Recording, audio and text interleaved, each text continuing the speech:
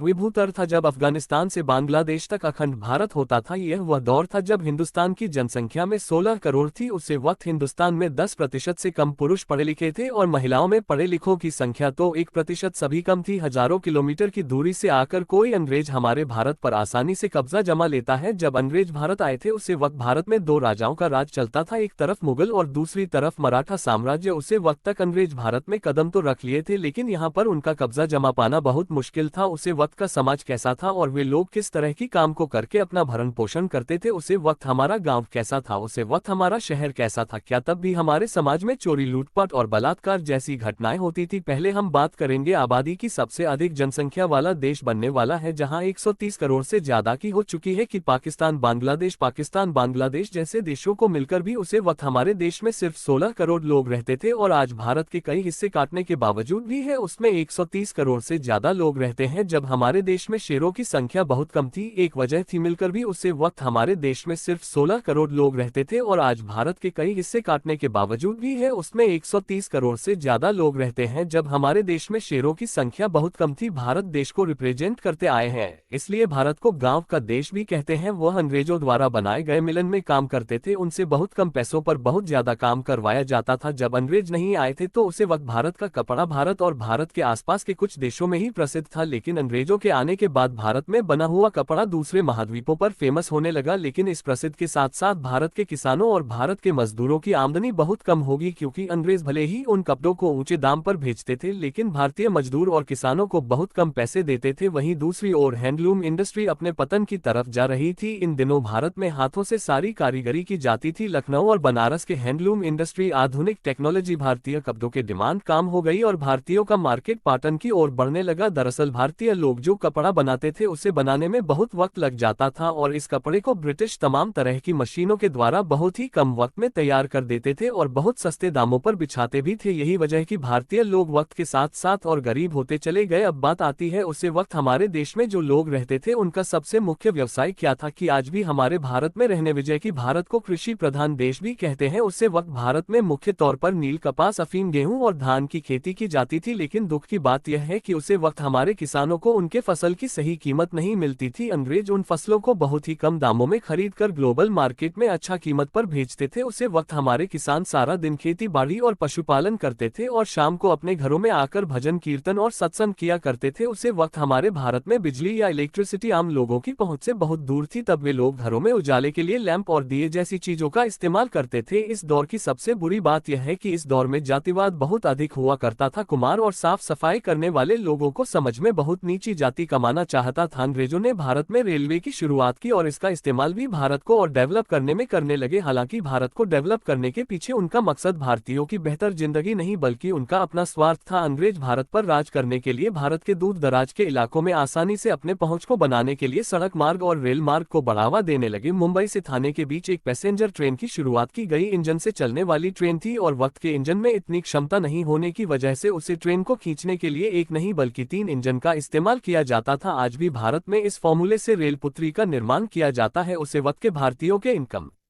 कि कितना थे, अगर इनकम की बात करें तो उसे वक्त जहां भारत में अंग्रेज बहुत अच्छे पैसे कमाते थे, उसे वक्त भारतीयों की हालत दिन बदल हो जा रही थी। रिपोर्ट के मुताबिक 1800 के दौरान तक होती थी वही काम भारतीय दिन भर मेहनत करने के बाद महीने में कमाई कर पाता था। उसी काम को करने के लिए भारतीय को कितने कम पास मिलते थे। वहीं अगर भारत में रहने वाले किसानों की कमाई की बात करें तो अक्सर उन लोगों को पहाड़ और सुख का सामना करना पड़ता था। किसानों के साथ बनी रहती है और भविष्य में भी बनी रहेगी। इतनी कम कमाई होने के बावजूद भी अंग्रेज उन किसानों के ऊपर तमाम तरह के लगन लगा देते थे। हालांकि हमारे भारतीय समाज में मौका पर लोगों के वजूद हमेशा से बनी रही है और उसे वक्त भी कुछ मौका पर लोग ऐसे थे जो अंग्रेजों के तलवे चटकार अधिक कमाई कर लिया करते थे। वही बात अगर उसे वक्त भारत में रहने वाले लोगों की पढ़ाई की करे, लोगों की संख्या बहुत ही कम थी। उसे वक्त भारतीय समाज में रहने वाले पुरुषों में 10% से भी कम पुरुष ऐसे थे जो पढ़ाई लिखाई करने वाले थे, यानी साक्षरता के भी भारत में रहने वाले सभी लोग किसी न किसी काम में बहुत निपुण थे। अंग्रेज भारतीयों के ऊपर बहुत आसानी से अपना कब्जा जमा लिया जिए थे उसे वक्त हमारे भारतीय समाज की एक बात बहुत अच्छी थी, समझ में रहने वाले लोग किसी चीज को खरीदने के लिए पैसे नहीं देते थे, बल्कि अगर कोई एक आदमी चावल हुआ था तो दूसरे आदमी से चावल के बदले कुछ सब्जियों के बदले चावल, और भारतीय समाज के अधिकतर हिस्सों में चीजों की खरीद बेच की जगह अदला बदली की जाती थी। इसलिए एक गांव में रहने वाले लोगों को किसी चीज को खरीदने के लिए ज्यादा दूर नहीं जाना पड़ता था, बल्कि उन्हें हर चीज आसानी से अपने गांव में उपलब्ध हो जाती थी। आज भी अगर आप भारत के कुछ गांव में जाएंगे तो वहां पर अदला बदली की प्रथा चलती है, जैसे कि जातिवाद उसे वक्त के समाज की बहुत ही बुरी चीज थी, जिसका प्रभाव हमें आज के वक्त में भी देखने को मिलता है। उसे वक्त हमारे समाज में लोग पढ़े लिखे काम थे लेकिन सामाजिक ज्यादा थे नहीं। आज के वक्त में भले ही हम पढ़े लिखों की संख्या ज्यादा हो चुकी है लेकिन हम अपने समाज से दूर होते जा रहे हैं। उम्मीद करते हैं ये जानकारी आपको अच्छी लगी होगी, और अगर आप हमारे प्राचीन भारत से जुड़ी और भी किसी बात को जानना चाहते हैं तो आप हमें कमेंट करके बताएं। तुम्हारे समझ में लोग पढ़े लिखे काम थे लेकिन सामाजिक ज्यादा थे। आज के वक्त में भले ही हम पढ़े लिखों की संख्या ज्यादा हो चुकी है लेकिन हम अपने समाज से दूर होते जा रहे हैं। उम्मीद करते हैं ये जानकारी आपको अच्छी लगी होगी, और अगर आप हमारे प्राचीन भारत से जुड़ी और भी किसी बात को जानना चाहते हैं तो आप हमें कमेंट करके बताएं। हम अपनी अगली वीडियो